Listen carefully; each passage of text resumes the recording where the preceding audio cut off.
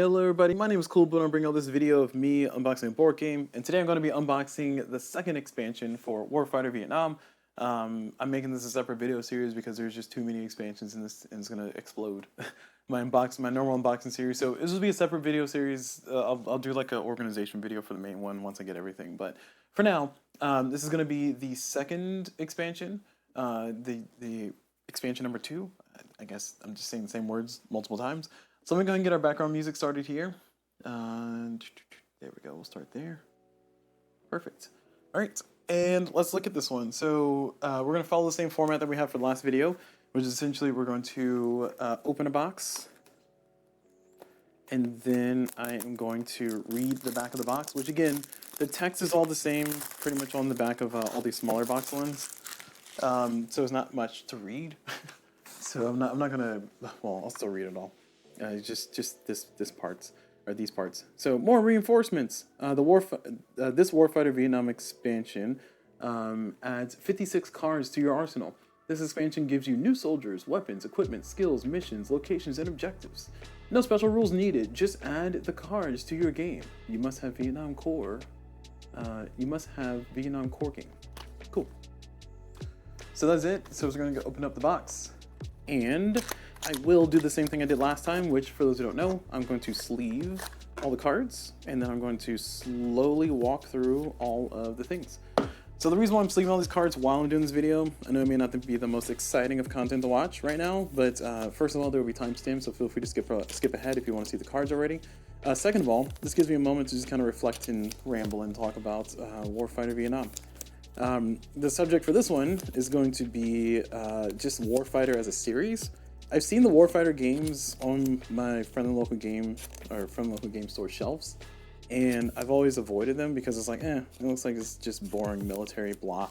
But as I gotten more and more into the board game hobby, I'm starting to find out more and more that wargaming is usually something that's multiplayer, but there tend to be more in-depth, crunchy war games that are solo, or that have good solo modes because of the depth and breadth of what you do in typical games like that, than you do in just kind of traditional, like, non-standard board games. And when I say non-standard board games, I mean, like, you know, not like the Catan, or, well, I guess Catan's a non-standard board game too, but, you know, things like Monopoly, Connect 4, generic, you know, that stuff. And then move up to your evergreens like Catan, Carcassonne, Ticket to Ride, blah, blah, blah. And then go into the niche area, which is where I live, with all my games. Like, I love my Sleeping Gods. I love my fromages. I love my other games I can play solo that have a lot of depth and crunch. But I don't want to say they're far and few in between, but they're not consistent experiences from game to game. You know, you go to different games for different looks. And in the war game world, which is something I have not explored a ton, there's a ton of stuff. Like there's the whole Leader series that I was thinking about getting into. I think I'm ultimately not going to. There's the Field Commander series, and these are 2 DVG. Oh, this is also Warfighter. It's also a DVG thing. Moving away from DVG though, going into Compass Games. They have their line of games from the, I don't want to call them Weird Encounters, but oh, sorry, that's GMT. GMT has the Irregular Conflicts. That's what I was looking for. GMT has the Irregular Conflict series where they had like Across the Bronx Avenue and a few other games in that genre. And for this game specifically, I mostly picked it up because I was like, it didn't cost that much money at my friendly local game store. It's still a little bit pricey, but not excessively pricey. So it's about $55, which I think this game MSRP is for about $70. So I felt like that was a reasonable deal. I was not aware of how many expansions and how expensive the expansions were though. And all these expansions you're watching me unbox here and go through, I mostly only decided to pull the trigger because 1, I can make a video about it, and 2, my friend local game store had I don't want to say a huge discount on them, but like a $10 discount, which I think I kind of agree with the general public. From what I've seen people clamoring about in the forums, talking about this particular format of releasing from DVG, which is a core game that costs, like, you know, not too much money, and then like 8,000 expansions that are like $25 a piece. So long story short, they were on sale for $17 a piece. That's after taxes, and it's still not nothing, but it felt better than 25.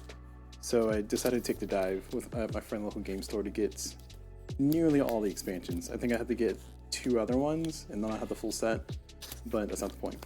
Anyway, so what I'm saying is I disagree. I disagree with that particular model. I know DVG's been doing it, excuse me, for all their Warfighter series, but I'd rather them not. Like just give me one $200 game instead of giving me one $50 bit, and then, you know, 12 $25 bits. If it sells, it sells, but also it just feels crappy. I don't know. Okay, so we got all the cards sleeved here. We have 2 weapons. Oh, what's that? We got some equipment here. And for those who are watching, again, DVG, if this is a format that you don't like, my apologies. I paid my money for your expensive game, so I'm going to do it. Anyway, so let me know in the comments. I'll keep doing it. I probably won't win any favors there. But I'm going to go ahead and go through the cards and kind of commentate on them a little bit. I'm not going to spend as much time on the locations as I did last time, so I'm just going to kind of fan through them. And if you really want to read the location, just pause the screen, look at it, and then we'll keep going. All right, so this one's a swampy stream, 2 actions and 2 body count. Ugh. Is it a crappy? And it's a crappy location. Oh my god. Oh, well, you don't draw a hostile. No. This is just a crappy location. It says do not draw hostiles until the first soldier enters the location.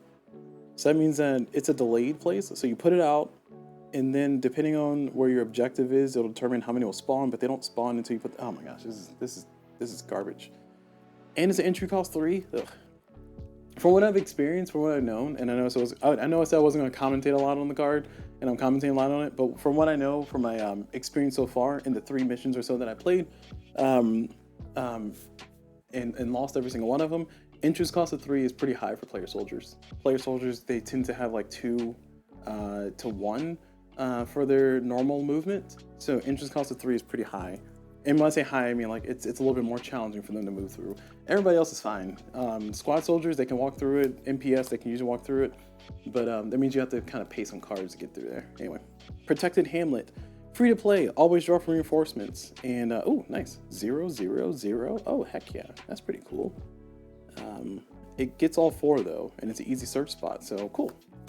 Also thematic, because I think hamlets were where a lot of kind of outer city, out of, what's what I'm looking for?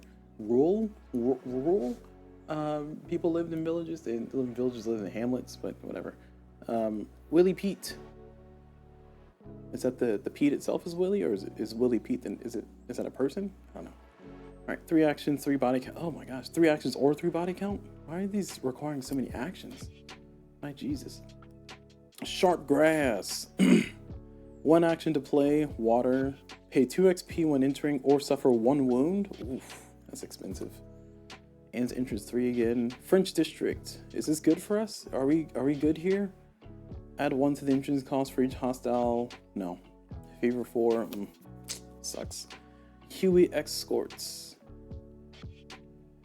During hostiles, you may inflict 1 enemy killed in action on each hostile card in play. Oh, that's cool. Wait, I like this one. 2 XP to play, water, that's a water keyword, and this is after drawing for hostiles, you may inflict 1 enemy killed in action on each hostile card in play. In play? On this location? I need to check the rules on that, because that seems strong. Like, if you have this location in your hand and you hold on to it till the very end, like when you need to like knock out some hostiles, you can like throw this in there to like soften them up. And if it hits everybody, that's great. I think this might just hit this location. Like, it makes more sense in my brain that this hits just this location because you are spawning a lot of people. So, all right. I was very excited for this because I thought it hit the entire board, but no, I think this hits just this one location. Okay, that's still cool though. That's still pretty neat. Like this is why I'm excited about the expansions, because I get all these little neat things. All right, objectives. We're going through the objectives and the missions, and then we'll blaze through the equipment, weapons, and skill cards, and look at the player soldiers at the end. All right. Have you ever seen The Rain? What I'm going to do is I'm going to look up all these songs, and I'm adding them to like a giant playlist. And somebody's probably already beat me to it, but I'm going to put them in a giant playlist and play in the background while I'm learning and running through scenarios for this game to prepare to finally feel confident enough to do a playthrough video. There's been so many people who've done playthrough videos, and I appreciate them greatly on YouTube already. And I'm saying all these words to say that their videos have been very helpful and informative. But there seem to be a lot of like small little tiny rules here or there and things that really impact the game that I keep either missing or sometimes the people I'm watching miss. And I notice it's like, oh, you missed this thing, or that looks like that was probably wrong. And then somebody in the comments will call it out, thankfully, to like kind of build my knowledge on it. But all that goes a long way to say that, yeah, there's a lot of anxiety with doing a full playthrough of this because, you know, get one rule wrong and you're done forever. All right, sorry, I didn't read out those other cards there, but I'll keep going here. All right, Some Kind of Wonderful here says multiple objectives. What does that mean? At the start of the first soldier's turn, draw and place 2 hostile cards. Okay. Add 2 to soldier movement. Ooh, nice. Comfortably numb. Add 2 to soldier movement. A soldier may pay 1 body count for their weapons to gain spray until the end of their turn. Wow, that's not... Okay, something's up. Okay, well, it gives you a low resource value. And loadout -1. I've seen loadout as low as -4. -4 or -7? No, -4. So, body count 27. Ooh, that's pretty high. This one's high too. But it's objective 4 and 6. These are missions, right? Okay, yeah. Okay, so this is a mission. You get a 4 and a 6. Again, the multiple objectives thing, I haven't encountered that in my base game playthroughs, but there we go. All right. The Unknown Soldier.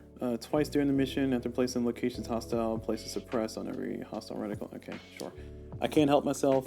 Limit 1 soldier at the start of versus blah blah. These all have pretty low resource values, except for that one. Excuse me. But I mean, this one gives you 2 objectives, so I guess it's not the greatest, but still, it's a lot of death and destruction there. Not looking forward to that. All right, so for the equipment, the weapons, and the skill cards, I'm just going to kind of go through these and just kind of passively comment on them. If you really want to read them, just go ahead and feel free to pause. Binoculars. Oh, we got more binoculars. Nice. Spotting scope. Drum mag. Ooh, what does that do? Rifle. Carbine. SMG. Attachment. Place 3 of your weapons ammo on this card. Treat as normal ammo, except pay 1 fewer actions to reload the ammunition on this card. Oh wow.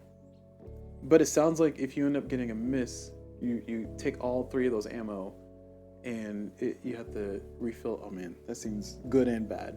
I could see that being good and bad. I'll check the forums eventually to see how that works. But I'm excited to see if I can put that into like one of my builds there. I think I've seen this one before. Shotgun side saddle. I think I've seen this in the campaign expansion.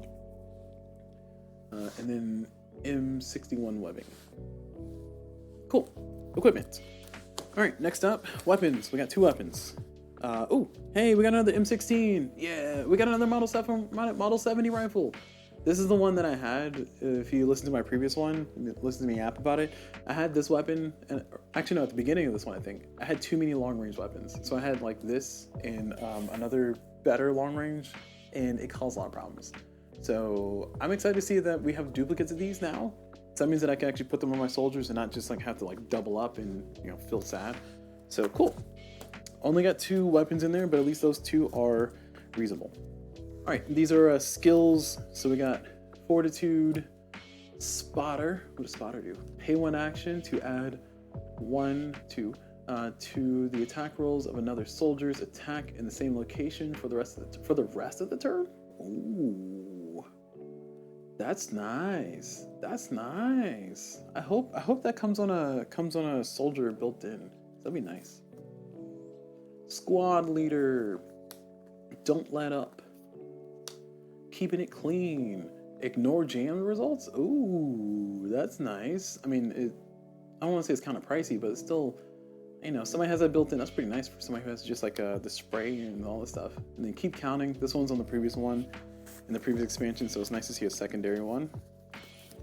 I like duplicate cards. I like seeing duplicate cards.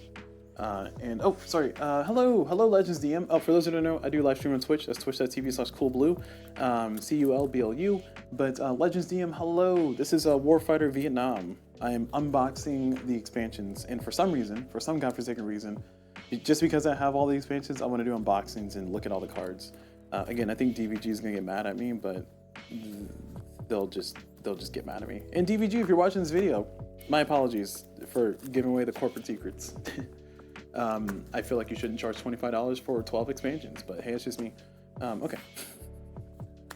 And I just want to clarify, I'm not advocating for doing anything nefarious with these disinformation. Pay the developers, pay the designers, and pay the publishers, but also $25 seems steep for 12. Maybe include these bundled together or something. It'll be great. Anyway, continuing on with my rampage here, we have Ronald Mackey, Joseph Collins, Dennis Sison, Jimmy Jones. Wasn't there? What are there two Jimmy Jones? I feel like there was another Jimmy Jones in the last one. Okay, I'll check.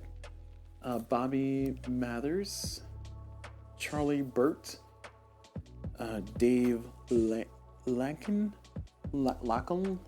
I can't pronounce that. I apologize profusely. Willie Cave, and the last one we got here is Michael Rogers. So of these ones, let's see what the most impressive one is. Let's see. So the biggest resource of cost is 24 here. Mr. Jimmy Jones. He gets +1 action. He only has 3. He has 3 card draw every round. So 3 CX. His health is 7. Loadout 14.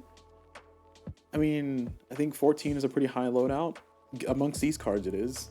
I feel like I've seen a loadout of 20 before, but I feel like I'm just misremembering things. So ignore me. I'm saying words that I do not know what I say. Has a move value of 2, which is pretty cool. And a cover of 3, so that's, I mean, this guy's built and ready to go. Battle fatigue 3 though, that's not great. That's gonna be 9 what's the name of the card? 9 Dazed and Confused cards. Oh my gosh, fatigue cards. Battle fatigue cards. Right. Right. They're named that. Okay, yeah, I knew that. I know how to play this game. I promise. All right, continuing on though. Anybody else who's standing out? Let's see who's the lowest. We got Ronald Mackey here. He's the lowest here. He starts a 2 body count, 1 XP. Don't let up. I don't remember what Don't Let Up does. I feel like I remember it being not great, or sorry, not terrible. But I can't remember for the life of me what it did, because I knew somebody who had Do It. Oh no, that was no. I think there was somebody in the base game who has the keyword or the skill card of Do It and Don't Let Up. No, I feel like I'm misremembering. All right. Ignore me. Battle Fatigue 3 though. Wow. Are you a 10 with Battle Fatigue 3? What in the world? What is the trade-off? Like what benefit are you? I mean, I guess you're a 10 and a move 1. Cover 3. Cover 3 is pretty nice. Cover 4 is better, of course, but still. Ugh. Alright. Hey, look, there it is. Do it. Cool. Alright. So that's all the people we have here. All American soldiers. So shout out to America for, sorry, shout out to the American soldiers. America, sometimes I have a love-hate relationship with my country here. Anyway, moving on to MPS soldiers. We have these fellas, fellas and fellettes. I don't see many ladies, which is interesting because in the base game I feel like they included Vasquez. I think it's Vasquez. I feel like they included her just to say, look, we have representation. Yeah, look at us. But in the packs that I've seen so far, at least let me go back and look. Yeah, no, I'm not seeing many ladies here. The U.S. draft did impact men though, so I mean it makes sense unless somebody went into the forces by themselves. But that's neither here nor there. Going back to this harrowing war. Of these MPSs that we have here, the one that stands out the most from the highest and lowest, we got the lowest. We got Danny White here. He has 3 actions, but he only has 2 health, 2 hit points. He starts with a Model 70 rifle, so he's a nice long-range person. Watchful Eye, I don't know what that does, but it sounds like it's a good combo with his rifle, probably. Battle Fatigue 3 is pretty brutal. But I mean, he has a 7, and he has a long-range rifle, so I guess there's a trade-off for sure. He gives you that long-range rifle, which we have here. Here's a Model 70 if you want to look at it. So he starts with this. So this means that he can actually take out people up to 2 away if he has his bipod deployed, bipod token deployed. And he has 1 penetration and 1 XP to gain 1 extra penetration. So this can be pretty great for like kind of helping you out, especially if you have like another person who's sniping, you like watch him. Or if you combine it with, wasn't there a skill in here? Spotter, yeah.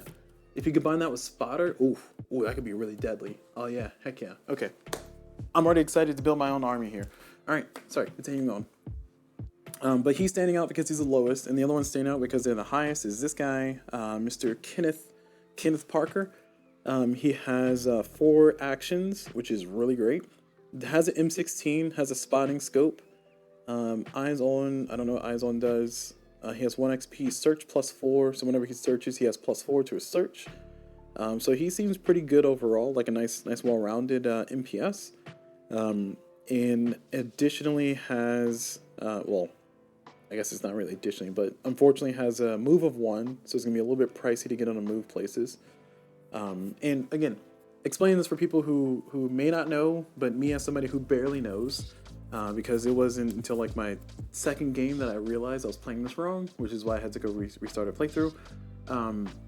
This movement of 1 means that in order for him to enter into here, then the player who's playing the game must discard at least 2 cards to give them +2 to the movement, or do some other thing to increase their movement. So that's what the entrance 3, and that's why I quoted before of a entrance cost of higher than 2 is not as great for soldiers, because it means it's going to be harder for them to walk into places. And as you can see here, some of these other soldiers, while they may not have the greatest combinations and I may not be gawking over them, they do have a movement of 3 naturally. Some people have really good cover values. This means the enemy has to roll a 4 or better to hit them on the D6. So there's a few factors that make people better or worse in different ways. And again, having a lot of options, this is why I want to go out and get all the expansions. So DVG, you got my money. But having a lot of options is great. I'm gonna spend so much time just like theory crafting and trying to build new soldiers, or try to build new squads, given the restrictions on the mission. And those restrictions are the resource values here. So this means I have 34 resource points. So this is your resource point count. Again, I'm explaining this mostly because I'm trying to display my own learning and understanding. And also, for those who are watching, maybe you see something that you might like and say, hey, what's all the hubbub about all these little mini expansions? Here's why you might want this expansion. Here's why you might not want this expansion, because maybe it doesn't give you what you want. It's up to you. Live your life. Here are the squad soldiers. And the squad soldiers, I'll follow the same format I've been using before, so I can keep this kind of brief enough. We have our high is here, Mr. Jordan Andrade. And then we have our lowest over here, Kelso Andre. I wonder if they're related. Oh, clearly they're not related, but still, that's not the point. Oh, hey. We got a family here. Oh, hey, whoa. Jeez. Kurt Andre, Kelso Andre, Anthony Andre. Did it just give us a whole family here? Oh. I mean, this almost looks like the same photo. So yeah, they seem like these guys are all related. I kind of want to just build a squad with these guys in there because they're all related and just kind of have them on the same mission. I feel like it's going to be something tragic that's going to happen, because if one dies and the whole family mourns, all, you know, yeah. Or if all of them die, it's even worse. Oh my gosh, terrible. Vietnam was so bad. All right. Anyway, going back to what I was saying before, Jordan Andrade, 19, and the lowest was Kelso. So looking at Kelso, has only 2 action, or has 2 health, has 2 actions here, has a really nice kill ability at range 0. So kill of 4 is really good. So that means when you roll a D10, you need to roll a 4 or better to kill. Of course, you have to hit still with your D6 on the cover values, but having a nice low number there for kill value is always great. And then looking like his brothers are kind of on the same thing. Man, this guy has 1 health and 3 actions. Oof. I guess they expect him to die. Oh, him too? Jeez. Tragic, man. Protect the brothers. Protect the brothers. All right. So, looking at everything else, though, going back over to Jordan Andrade, he has 4 actions. That's a lot. 4 actions, 3 health. Has a lucky helmet, second tour, which I think second tour it gives you battle fatigue, but also gives you something else. I don't remember exactly what it gave you, but I remember seeing that card. 3 XP and 2 body count. Having early starting body count is nice sometimes, depending on the mission, of course. 4 cover, that's really good. And 2 move. Nice. Alright, so that's our squad soldiers, and that will be it for this particular unboxing here, because we have gone through all the cards. So we have just unboxed the US soldiers number 2.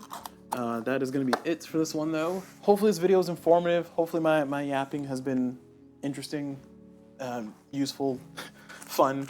Again, this is its own separate series because there's so many expansions to unbox in the specific for the specific game that I really didn't have the heart to put all in one video series. But that's really it for this video. So thank you all very much for watching. Hope you all enjoyed it. And as always, I will see you all whenever.